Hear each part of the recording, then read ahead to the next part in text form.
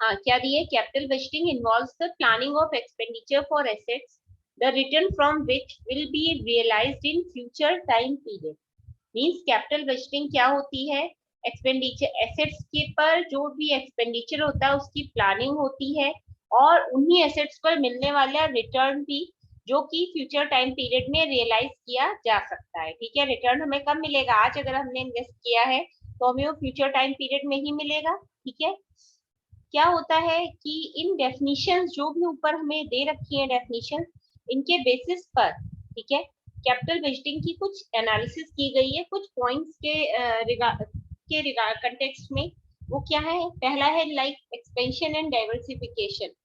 कोई भी कंपनी, ठीक है, कोई भी कंपनी अपने एक्सपेंशन या डाइवर्सिफिकेशन के लिए कैपिटल बजटिंग का को यूज करती है।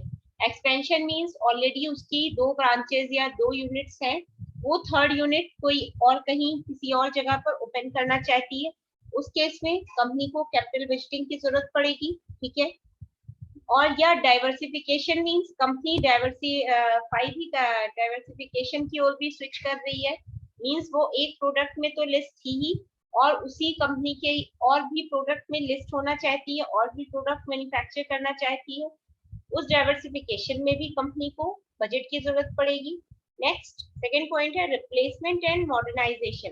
रिप्लेसमेंट मीन कंपनी रिप्लेस हो रही है, ठीक है, या अपने में अपनी ही फॉर्म में कोई भी as a business manufacturer producer कह लो या ओनर कह लो, कोई पर्सन मॉडिफिकेशन करना चाहता है।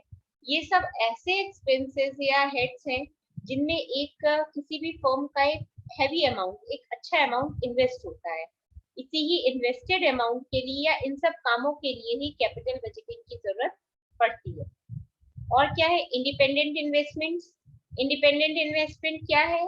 किसी पर भी डिपेंड नहीं कर रहा है। कैपिटल बजटिंग ये अपने आप में इंडिविजुअल, आप कहीं भी अगर कोई भी इन्वेस्टमेंट कर रहे हो तो वो इन्वेस्टमेंट सोनली रिलेटेड सिर्फ और सिर्फ आपकी फर्म की प्रॉफिटेबिलिटी से है, और किसी भी ऑब्जेक्टिव से है ही नहीं।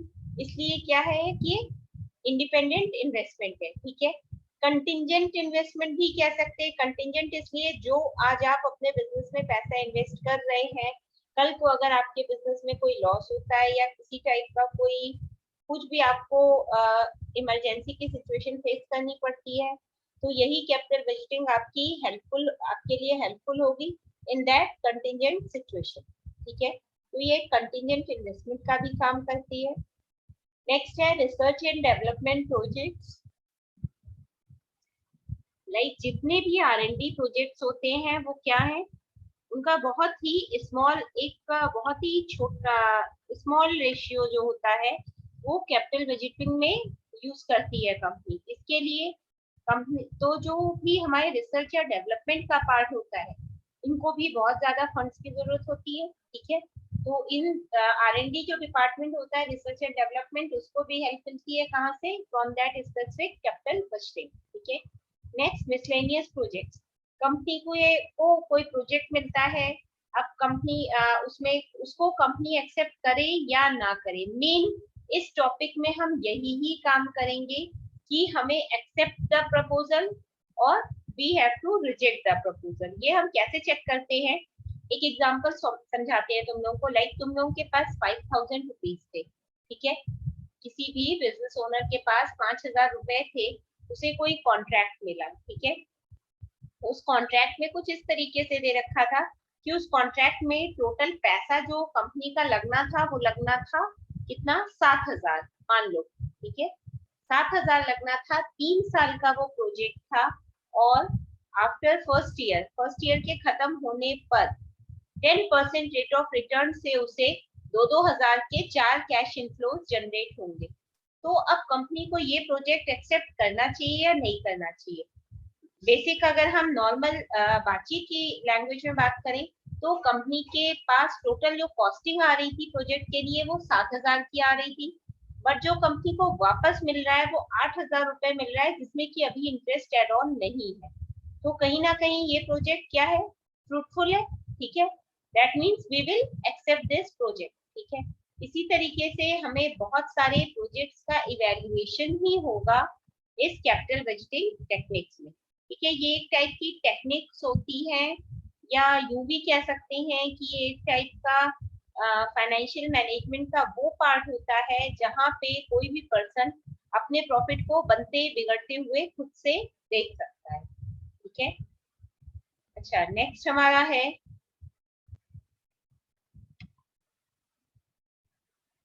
Factors influencing capital budgeting. कौन कौन से ऐसे फैक्टर्स होते हैं जो कैपिटल बजटिंग को इन्फ्लुएंस करते हैं, ठीक है, या इफेक्ट करते हैं। सबसे पहला फैक्टर है अर्जेंसी।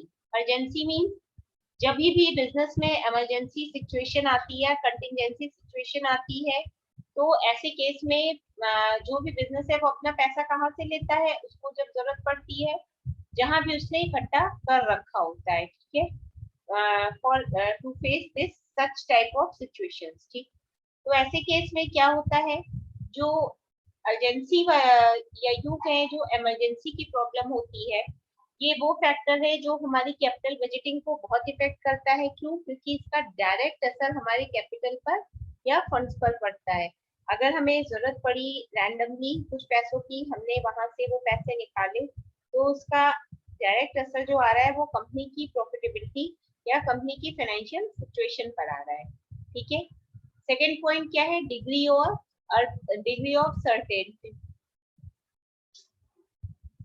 इसका मतलब क्या होता है कि जो भी हमारा इन्वेस्टमेंट है, ठीक है, उसके साथ हमारे दो फैक्टर्स जुड़े होते हैं। कौन कौन से?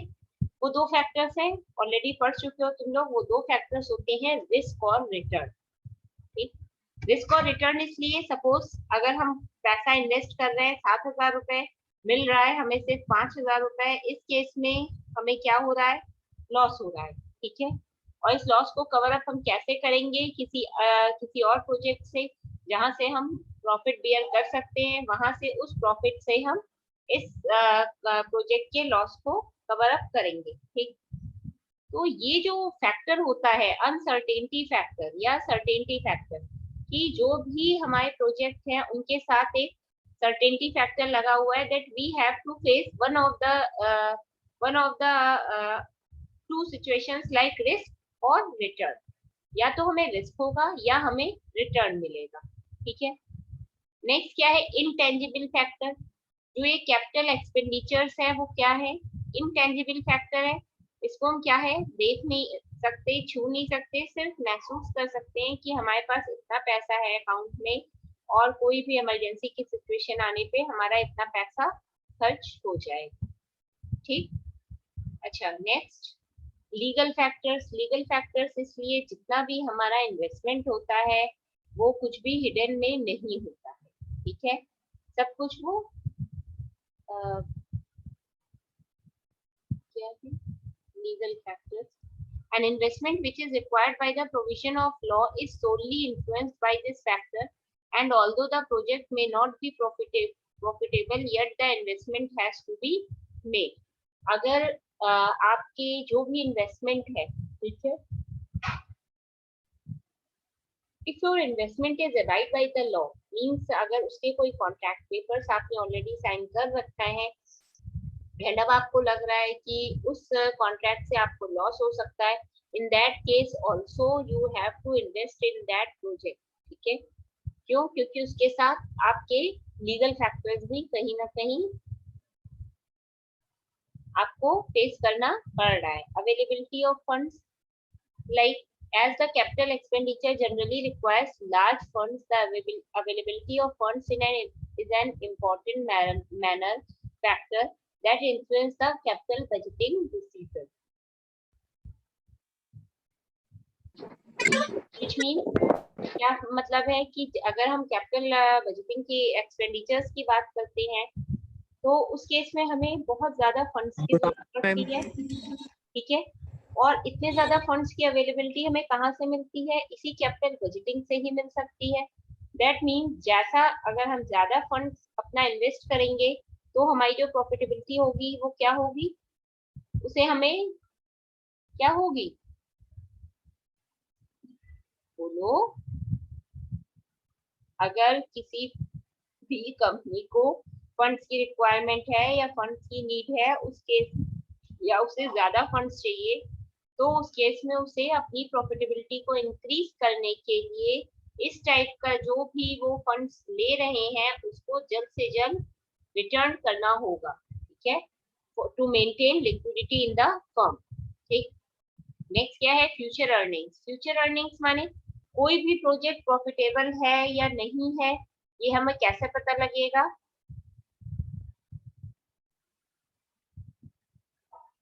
बोलो बच्चों, कुछ तो बोलो, सब पढ़ा हुआ है।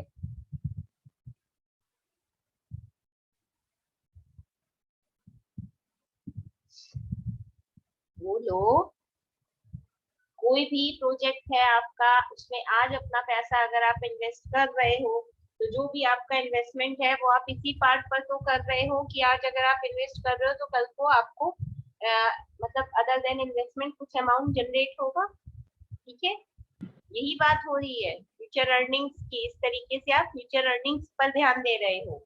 नेक्स्ट क्या है, ऑब्सोलेंस। ऑब्सोलेंस मीन्स जब हम ऑब्सलीट टेक्नोलॉजी यूज करते हैं या पुरानी टेक्नोलॉजी या पुराना सिस्टम यूज करते हैं। There are certain projects which have greater risk of obsolescence than others. In case of projects with high rate of obsolescence, the projects with a lesser cash payback.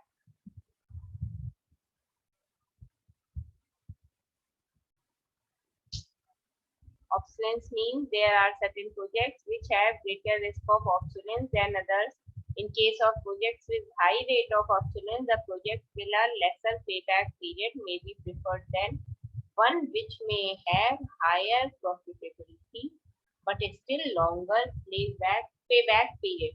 अगर आप ज्यादा से ज्यादा क्या चाहते हैं, रिटर्न चाहते हैं, तो उसके लिए आपको ज्यादा अमाउंट का इन्वेस्टमेंट भी करना पड़ेगा एंड अपनी टाइम पीरियड पर भी ध्यान देना। ठीक है, क्लियर है इतना? नेक्स्ट है हमारा research and development projects. It is necessary for the long-term survival of the business to invest in R&D projects, though it may not look to be profitable investment. Means अगर it is necessary for किसी भी long term survival के, firm के long term survival के लिए ये बहुत जरूरी है जो भी R&D डिपार्टमेंट है वो अपने प्रोजेक्ट के थ्रू प्रॉफिटेबल फॉर्म में इन्वेस्टमेंट पे ध्यान देता रहे।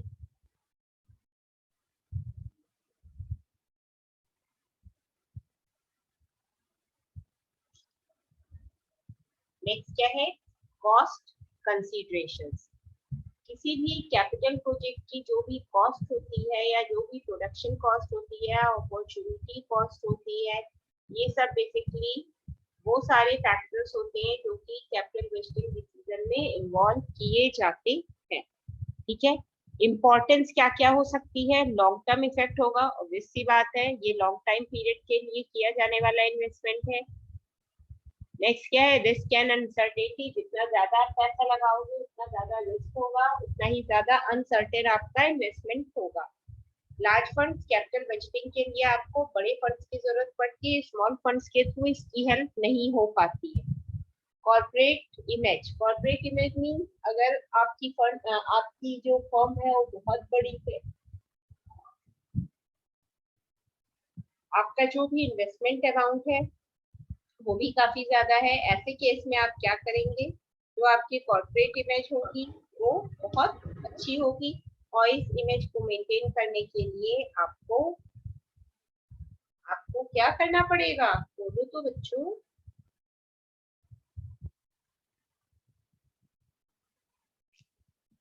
कुछ भी रिस्पॉन्स नहीं देते हो, कोई भी रिस्पॉन्स नहीं। क्योंकि प्रॉफिट जो होता है वो वाइडली अफेक्टेड होता है किससे, कैपिटल इन्वेस्टिंग डिसीजन से। ठीक है, तो मेन ये है कि अगर हमें अपनी कॉर्पोरेट इमेज को मेंटेन रखना है तो उसके लिए हमें मैक्सिमम प्रॉफिटेबिलिटी की ओर रास्ता बनाना होगा। क्लियर है?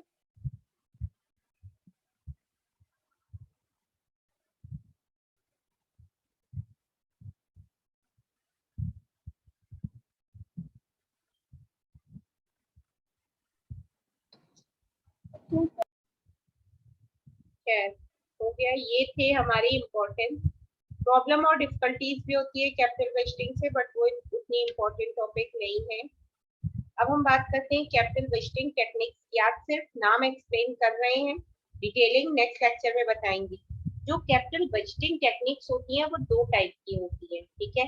एक होती है non discounted cash flow technique, दूसरी होती है डिस्काउंटेड कैश फ्लो टेक्निक, ठीक है। तुम लोग फ्लो चार्ट में देख पा रहे होगे।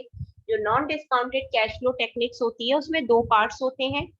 एक होता है अकाउंटिंग रेट ऑफ रिटर्न, दूसरा होता है पेबैक पीरियड।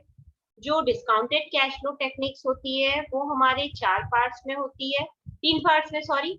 एक होती है नेट प्रेजेंट वैल्यू या एनपीवी मेथड, दूसरा होता है आईआरआर या internal rate of return method, third होता है प्रॉफिटेबिलिटी इंडेक्स मेथड। फाइन। अब इसमें डिस्काउंटेड कैश फ्लो से तुम्हारे तीन मेथड है, NPV net present value method, IRR internal rate of return method, third है प्रॉफिटेबिलिटी इंडेक्स मेथड। बट जो discounted cash non discounted cash flow techniques है वहां से सिर्फ एआरआर मेथड है, अकाउंटिंग रेट ऑफ रिटर्न, ठीक है। डिस्काउंटेड कैश फ्लो टेक्निक्स ये जितनी तीनों, इनमें हम बहुत बेसिक सी एक चीज बता दें। नेट प्रेजेंट वैल्यू मेथड में हमें जो अभी हमने प्रोजेक्ट की बात की थी कि कोई प्रोजेक्ट हम एक्सेप्ट करेंगे या रिजेक्ट करेंगे, हमें ये देखना होता है। आईआरआर में हम हिट एंड ट्रायल मेथड लगाते हैं। Hit and trial method mean बोलो, hit and trial method mean कि हम सबसे पहले ये देखते हैं कि कितने परसेंट पे या कितने रेट ऑफ इंटरेस्ट पे हमारा जो भी जितना भी हमारा इन्वेस्टमेंट है वो हम रिकवर कर ले रहे हैं, ठीक है। तो वो रेट्स हम देखते जाते हैं और उसी को ही हम इन्वेस्ट करते जाते हैं, ठीक है। अच्छा, ये हमारा ये होती है बात इसकी डिस्काउंटेड कैश फ्लो की। प्रॉफिटेबिलिटी इंडेक्स हमारा ये कहलाता है कि जितना भी हम इन्वेस्ट करना चाहते हैं या इन्वेस्ट करते हैं उतना हमने कितने टाइम पीरियड में कवर अप कर लिया है, ठीक है। तो ये हमारा होता है प्रॉफिटेबिलिटी इंडेक्स मेथड, राइट। अब हम डिस्काउंटेड कैश फ्लो टेक्निक्स की बात करते हैं। इसमें हमारा सिर्फ एक ही मेथड है, accounting rate of return method, ठीक। अकाउंटिंग रेट ऑफ रिटर्न सारे ही मेथड बहुत इंपॉर्टेंट है और जितने भी मैसेज हैं वो सारे ही जितने भी मेथड हैं वो सारे ही मेथड हमारे सिर्फ और सिर्फ एक ही मैटर पर बेस्ड होते हैं कि कोई प्रोजेक्ट हम एक्सेप्ट करेंगे या रिजेक्ट करेंगे। अगर एक्सेप्ट कर रहे हैं तो किन पर्पस के चलते एक्सेप्ट कर रहे हैं, रिजेक्ट कर रहे हैं तो क्यों रिजेक्ट कर रहे हैं, ठीक। जो भी हमारे एक्सेप्टेंस का रीजन होता है वो यही होता है कि अगर हमें एक गिवन टाइम पीरियड में जो भी हमारा इन्वेस्टमेंट है वो हमारा रिटर्न हुआ जा रहा है, मीन्स अगर हम 100 रुपीज इन्वेस्ट कर रहे हैं तो 100 का रिटर्न हमें मिल जा रहा है, तो ऐसे केस में हम क्या करते हैं, वो प्रोजेक्ट एक्सेप्ट कर लेते हैं। अगर हमें उतने टाइम पीरियड में नहीं मिलता है तो हम वो रिजेक्ट कर लेते हैं, ठीक है। और sometimes like break even point होता है, नो प्रॉफिट नो लॉस। कई बार इसको हम जनरली 1 से अज्यूम करते हैं। सपोज हमारे प्रोजेक्ट की कॉस्ट 1 से ऊपर आ रही है, दैट मीन्स हम उसे एक्सेप्ट कर लेंगे। और 1 से कम आ रही है तो हम उसे रिजेक्ट कर देंगे। अगर इक्वल टू 1 आ रही है, ठीक है, तो या आप एक्सेप्ट करो या रिजेक्ट करो, ठीक है, कोई भी फर्क नहीं होता है। मेनली जितने भी हमारे ये होते हैं जो भी प्रोजेक्ट्स हैं ये सब प्रोजेक्ट के एक्सेप्टेंस या रिजेक्शन पर ही बेस होते हैं।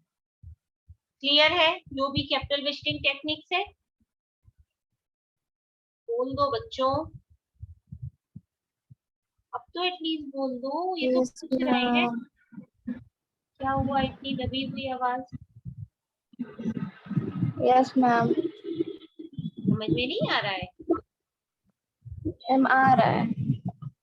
क्या तुम लोग इतनी जल्दी? चलो खैर कोई बात नहीं, चलो खैर कोई बात नहीं। जितना आज बताया है उतना क्लियर है, कोई प्रॉब्लम तो नहीं है? No ma'am. तो ठीक है, अच्छा एक काम करते हैं, क्लास अब वाइंड अप करते हैं, ठीक है। नेक्स्ट लेक्चर में हम नेट प्रेजेंट वैल्यू मेथड की बात करेंगे, ठीक। Thank you ma'am. Net present value method में बेसिकली न्यूमेरिकल ही पार्ट है, तो उसको भी देखेंगे कि कैसे क्लियर हो सकता है, ठीक है। न्यूमेरिकल भी बताएंगे, तो रेडी रहना। और क्लास जब टाइम हो तो प्लीज टाइम से ज्वाइन कर लिया करो, ठीक है। Okay ma'am. ओके, तो वाइंड अप करें अब।